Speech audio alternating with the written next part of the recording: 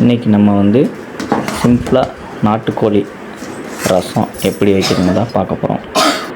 ஒரு 10 சின்ன வெங்காயம், 2 தக்காளி, ஒரு 5 பூண்டு, இஞ்சி இதை எல்லாத்தையும் நம்ம வெட்டி ரெடி பண்ணி வச்சுக்குவோம்.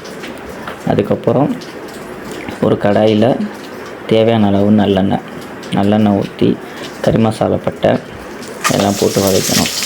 அதுக்கப்புறம் நம்ம வெட்டி வச்சுருக்க தக்காளி, வெங்காயம், பூண்டு, இஞ்சி இது எல்லாத்தையும் சேர்த்து நல்லா வதக்கி விட்டதுக்கப்புறம் நம்ம வெட்டி வச்சுருக்கிற நாட்டுக்கோழியை அதில் போட்டு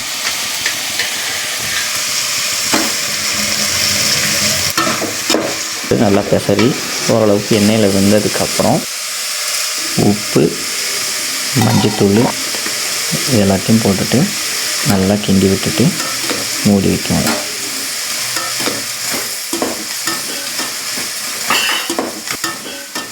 தேவையான அளவு மிளகாய், மல்லித்தூள்,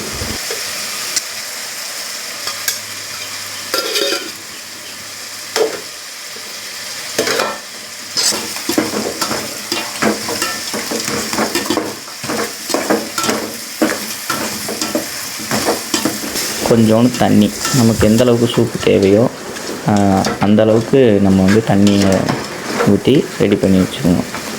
அது ஒரு அரை மணி நேரம் நல்லா வேக விட்டு கொதித்து இறக்கணுன்னா கமன்னு அற்புதமான நாட்டுக்கோழி ரசம் தயார்.